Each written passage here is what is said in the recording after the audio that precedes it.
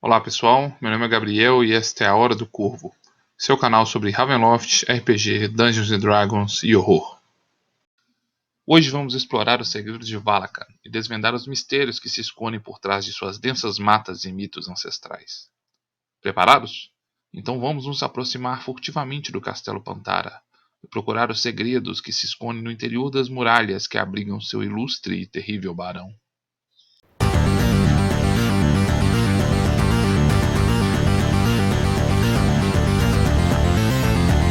Hour of Raven.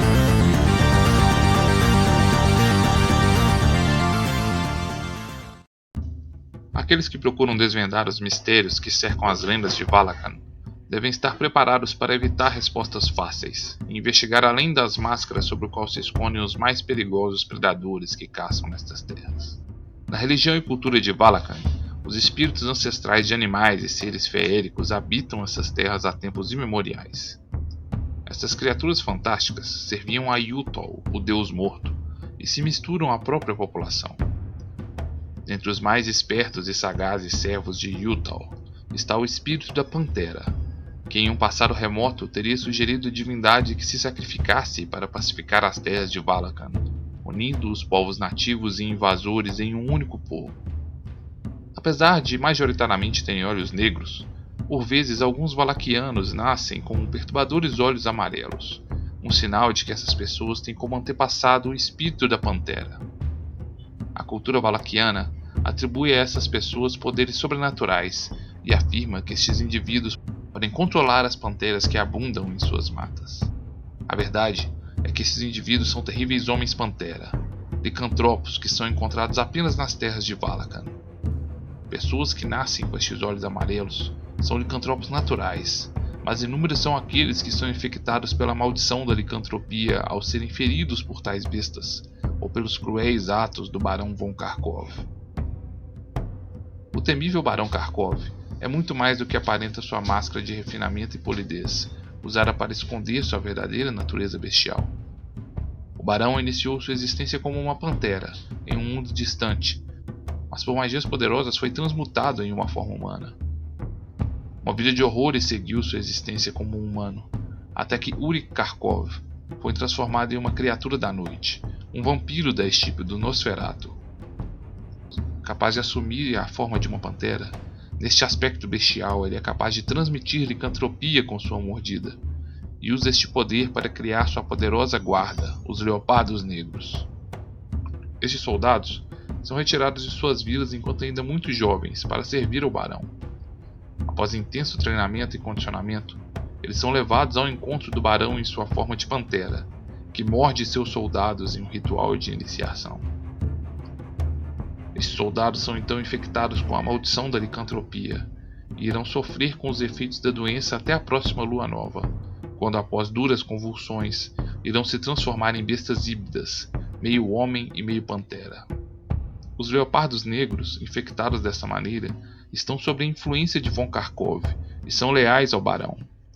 Apesar de se transformarem sempre sobre a lua nova, em outras ocasiões eles são capazes de mudar de forma à vontade e podem ser feridos apenas por armas de prata ou armas mágicas.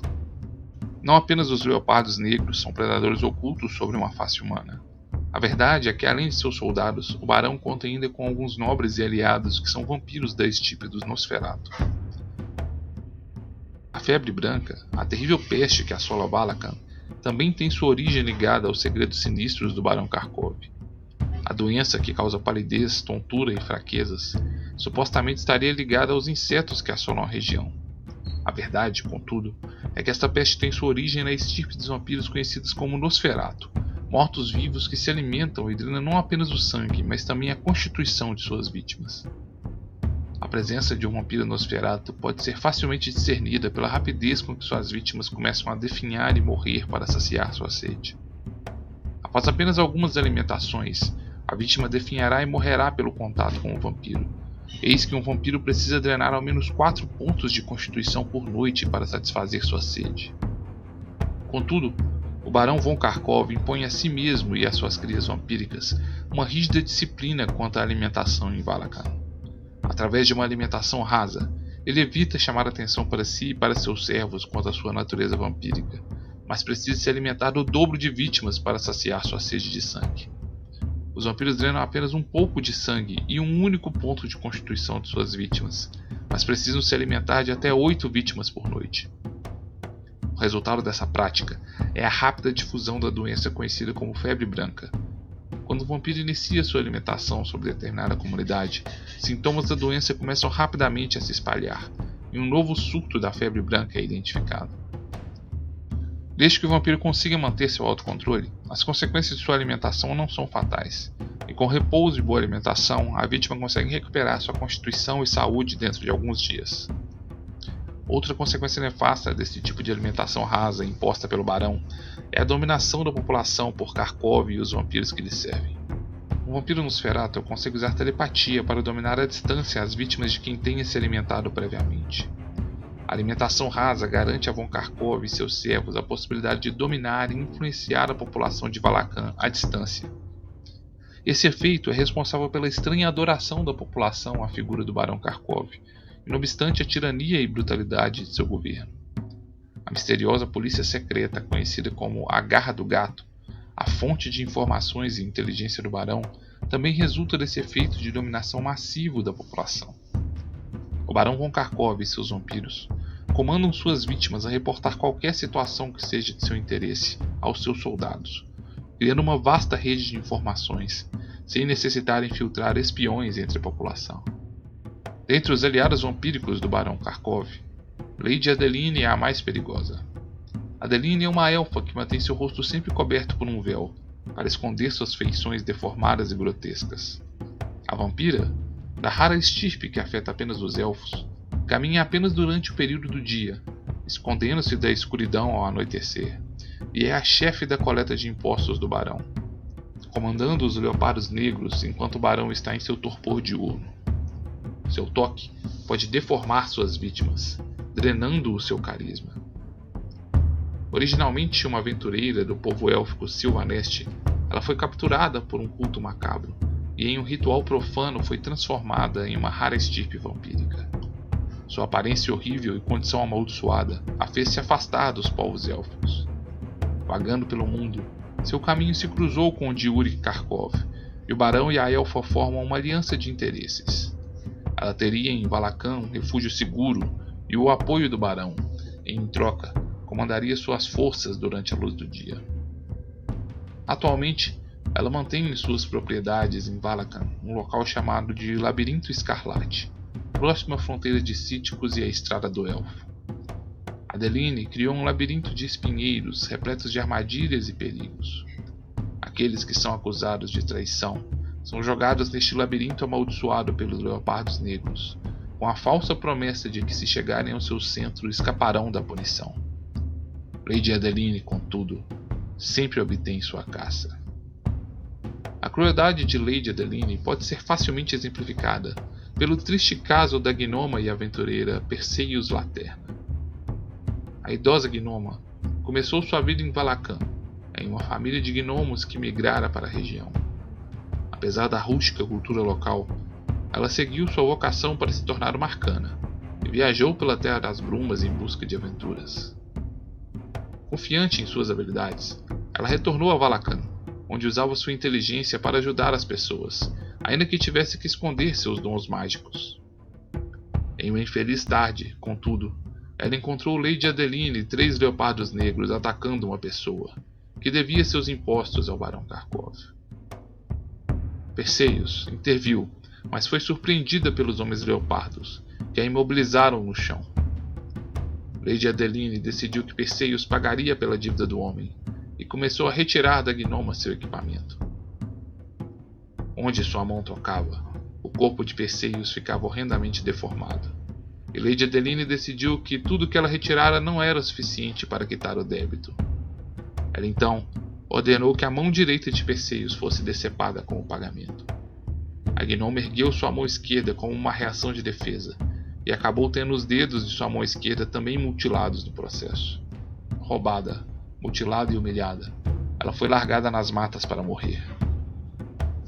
Mentalmente abalada e incapaz de soltar magias, ela se arrastou até encontrar um casebre abandonado, próximo à vila de Guida, onde se tornou uma reclusa, Por muitos anos ela permaneceu isolada, saindo apenas para obter suprimentos. Sua vida mudaria novamente quando o famoso caçador de monstros Van Richten passou por Valakan, caçando a temível aparição conhecida como Homem Gargalhante. Perseus encontrou o caçador e o ajudou em sua investigação. As conversas com Van Richten a ajudaram a superar seu trauma e a redescobrir algum propósito para sua existência. Perseus se tornou uma pesquisadora do oculto, tem mantido inúmeras correspondências com acadêmicos das Terras das Brumas, debatendo sobre as forças sobrenaturais e como confrontá-las. Atualmente, ela conseguiu desenvolver uma forma de magia inerte que não demanda gestos manuais para sua realização, e começa a planejar sua vingança contra Lady Adeline, que ela erroneamente acredita ser uma mulher pantera. A assombração caçada por Van Richten e Perseus em Valakan, o Homem Gargalhante, continua a atormentar a região. Neste caso curioso, 2 fantasmas estão presos em uma eterna batalha em busca de vingança. O Homem Gargalhante era um caçador de Valakan chamado Hugo, conhecido por sua habilidade e coragem ao exercer sua profissão nas perigosas matas deste reino. Uma noite, contudo, enquanto estava acampando com os seus companheiros, seu grupo foi traiçoeiramente atacado por soldados de Kharkov. Hugo nada percebeu no momento de sua morte. Ele estava gargalhando de uma anedota contada por um de seus companheiros, quando foi mortalmente ferido por uma seta de bestas em suas costas. Assassinado em meio à sua risada, seu espírito não percebeu sua morte súbita e repentina. Ele assistiu com horror ao assassinato de seus companheiros pelos soldados de Kharkov, impotente para agir.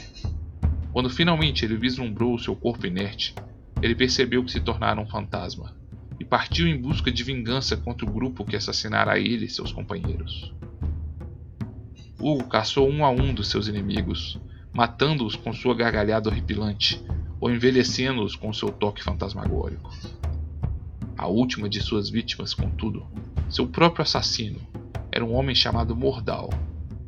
Mordal havia procurado por seu mestre, Barão Kharkov, implorando por sua ajuda, mas o barão julgou Mordal como um fraco e traidor por seus atos de violência desnecessários e impensados. Mordal foi levado aos calabouços do Castelo Pantara, onde foi deixado para morrer de fome. O cruel barão Kharkov sabia que Mordal possuía uma poderosa adaga, conhecida como a Presa do Nosferatu, que poderia transferir parte da vida retirada com seus golpes para seu legítimo dono, e usava a adaga para infligir pequenos golpes em outras criaturas, para evitar a morte de Mordal e prolongar sua tortura. Quando o fantasma de Hugo encontrou Mordal no calabouço, ele viu que sua vingança seria ainda mais perversa. Ao invés de matá-lo, ele extraiu sua vingança debochando e gargalhando de Mordal, levando o prisioneiro à loucura. Após 3 anos de tortura, Mordal finalmente morreu, mas seu espírito não encontrou descanso. Após um sofrimento tão intenso, sua alma estava ligada à adaga mágica Presa do Nosferatu. O espírito de Mordal levou consigo a adaga, e apenas conseguiria descansar quando alguém de bom grado aceitasse a adaga mágica como um presente. Ele é capaz de assumir a forma corpórea por um curto período de tempo, e esta aparição pode ser vista tentando ofertar sua poderosa adaga para incautos viajantes. Contudo, o espectro do Homem Gargalhante ainda não terminou com sua terrível vingança, e acompanha a alma de Mordal onde quer que esta vague.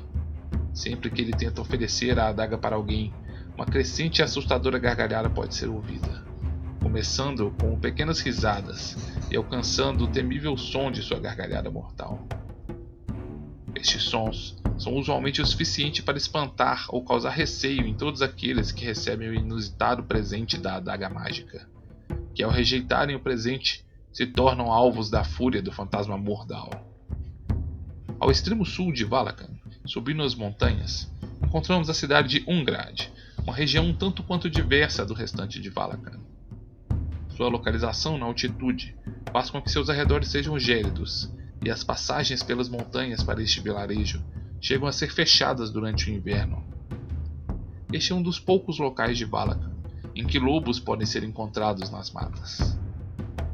A região é conhecida pela grande presença de fungos e musgos, que crescem até mesmo sobre as construções de Ungrad. Há algumas décadas, esta região sofreu com a presença de um dos vampiros do Barão von Karkov, o prefeito Felix Royer. Em uma localização tão distante do Castelo Pantara, Felix desobedeceu às regras de alimentação impostas pelo Barão e atacou livremente a população de Ungrad para satisfazer sua sede de sangue. Seus atos levaram a um grande surto da febre branca, e muitos perderam suas vidas, drenados de seu sangue e constituição. Nem mesmo os Vistanes foram poupados, e uma pobre garota Vistane de apenas 10 anos, chamada Elisa, pereceu para a doença. A pobre menina Elisa foi transformada em uma criança vampira por Felix. Quando sua mãe descobriu, ela e outros Vistanes libertaram Elisa da escravidão a Felix, mas sem coragem para destruí-la, libertaram a criança vampira nas matas, onde até hoje ela vaga pela noite, acompanhada por outros. Pela transformação de Elisa, sua mãe lançou sobre Felix uma terrível maldição, dizendo que ele seria destruído pelo poder das flores. Quando o Barão Karkov soube do descontrole de Felix, ele enviou para a região outra de suas vampiras, a médica e acadêmica Antonieta Despini.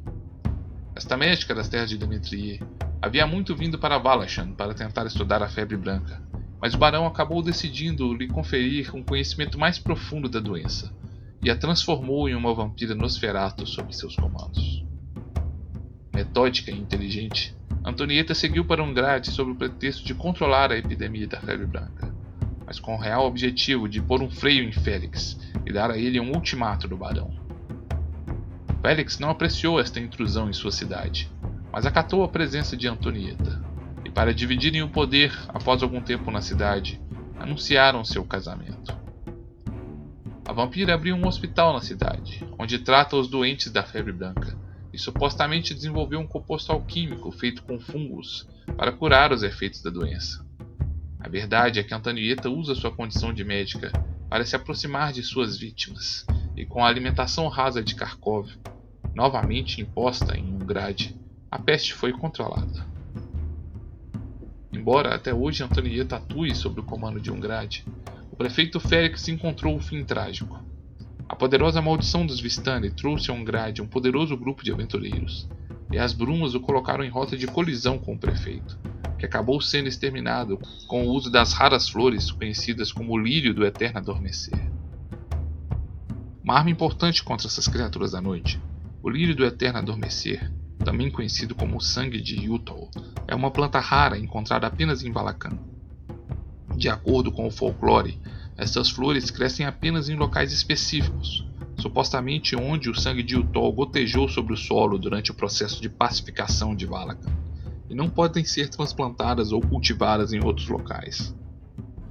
Essas flores têm grandes poderes contra mortos-vivos, e podem substituir um símbolo sagrado para alguém tentando afastar tais criaturas com o poder da fé.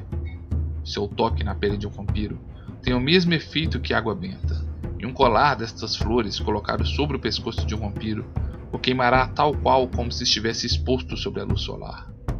Ainda, se essas flores forem colocadas sobre o caixão de um vampiro em repouso, ele manterá a criatura em torpor e inativo, incapaz de levantar-se de seu túmulo. Um pouco mais ao norte de Ungrad está a cidade de Hotwald, um local onde o passado trágico de colonização brutal teve consequências marcantes. A cidade de Hotwald, onde a maior parte dos massacres aos nativos ocorreram, e muitos foram escravizados pelos invasores para trabalharem nas inúmeras minas que eram abertas na região. Talvez, assombrada pelo passado violento, Hotwald tem sido centro de dissidência e revoltas em Valakan. Nas últimas décadas, inúmeras foram as vezes em que a população se levantou contra o regime tirânico do Barão Karkov. Muitos explicam tal propensão para a revolta pela influência dos fantasmas de nativos mortos no passado. A verdade é que o controle de Barão Karkov nessas terras é enfraquecido por um poderoso artefato.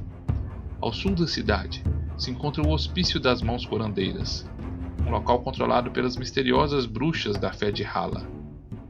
Este local guarda uma relíquia, o Conto das Eras, um tomo sagrado que teria sido escrito pelas 21 bruxas que fundaram esta religião. O Conto das Eras tem uma forte aura bondosa, e nenhum licantropo consegue se aproximar deste artefato. Aqueles que leem deste tomo podem usar místicos efeitos curativos, e apenas ouvir a leitura de seus trechos sagrados permite liberar a mente de uma pessoa de qualquer compulsão mental. As bruxas de Hala, sabendo deste efeito, têm realizado leituras públicas deste livro em Hotwald durante os festivais do solstício e equinócio, libertando a população da influência e dominação mental dos vampiros que servem ao Barão Karkov. Seguindo a estrada ao norte, passamos próximo ao Castelo Pantara, a curiosa fortaleza de Karkov construída em meio às matas, cuja estrutura parece se assemelhar a um felino deitado sobre uma colina. O castelo é constantemente patrulhado por leopardos negros, e é o lar do Barão Ulrich von Karkov. Além de seus soldados e outros vampiros que lá habitam com o barão, o castelo costuma ser também a residência da baronesa, a recente mulher escolhida pela loteria anual para se casar com o barão. Apesar do título, essas mulheres são levadas ao castelo como prisioneiras, e apenas permanecem no local até que o barão se canse de sua presença. Quando então, essas mulheres acabam perecendo, sob a justificativa de que teriam sucumbido à febre branca. Um grupo de trabalhadores é cedido anualmente pelas vilas e cidades para trabalharem na manutenção do castelo e nas terras adjacentes. O castelo produz comida preservada, que é enviada e distribuída para toda Valacan, mas tal comida é por vezes salpicada com o sangue vampírico de Karkov, fazendo aqueles que a consomem serem mais suscetíveis à sua dominação. No extremo norte de Valacan, a cidade de Helbenik é construída ao redor de uma árvore ancestral. Uma enorme construção chama a atenção na cidade, uma antiga torre em ruínas, supostamente assombrada pelo espírito de Felkovik, um arcano que viveu na cidade. Felkovik vivia em reclusão em sua torre, na companhia de sua bela esposa Nadia. Sua tranquilidade foi interrompida quando ele descobriu que o barão se interessara por sua esposa e planejava assassiná-lo. Antecipando-se ao seu rival, Felkovik enviou sua esposa para longe e pesquisou e construiu um poderoso artefato mágico, o Gato de Felkovik, uma pequena estatueta de jade na forma de um felino, que ao seu comando se transformaria em uma enorme besta capaz de destruir o Barão Karkov. Felkovik terminou sua estatueta, mas não foi capaz de usá-la. Surpreendido pelo barão, ele foi enfeitiçado por seu olhar e atraído para o Castelo Pantara, onde o barão entregou o mago para suas panteras. Enquanto era devorado, Felkovik amaldiçoou Karkov, a também morrer pelas garras e presas, e a estatueta ficou perdida nas matas, no bolso de seu cadáver. O barão Karkov encontrou Nadia e a transformou em uma vampira aos seus serviços, e o fantasma de Felkovik passou a assombrar sua torre e a estatueta que criara. Esta poderosa estatueta, a princípio não demonstra qualquer propriedade mágica, mas ao comando de uma palavra, ela pode se transformar em um temível tigre dente de sabre, cujas presas são capazes de ferir até mesmo o poderoso von Karkov. Mesmo que ninguém use a palavra mágica, assim que alguém clame posse da estatueta, ela irá se transformar noite após noite em um felino, cada vez maior e mais agressivo. Na primeira noite, ela se transforma em um gato doméstico, na segunda, em um lince gigante, na terceira, em uma pantera, na quarta noite, ela se transforma em um jaguar, na quinta, em um enorme tigre, na sexta noite, em um leão, e por fim, na sétima noite, ela se transforma em uma besta pré-histórica, o perigoso tigre dente de sabre. Essas feras irão imediatamente buscar caçar e saciar sua fome, e ao menos que imediatamente alimentadas, poderão até mesmo atacar seus donos. O espírito de Felkovik acompanha e assombra aqueles que possuem a estátua, e tentará influenciar os mesmos para se colocarem contra o Barão Karkov. Após buscar nas ruínas do Castelo Pantara, encontramos a lendária estatueta do Gato de Felkovik, um artefato de grande poder. Tomando muito cuidado, buscamos um meio de escapar destas terras perigosas e nos dirigimos para o norte, em direção a Mordente. Contudo, nossa viagem é interrompida em Helbenik, quando de alguma forma somos denunciados aos Leopardos Negros e coagidos para aceitar um convite do Barão Karkov para visitá-lo no Castelo Pantara. Pelo visto, a curiosidade pode ser de fato um vício mortal para aqueles que buscam a verdade em Valacan. Junte-se a nós e se inscreva neste canal, enquanto finalmente vamos conhecer o infame e tirânico Barão Karkov, o Senhor Sombrio de Valakan.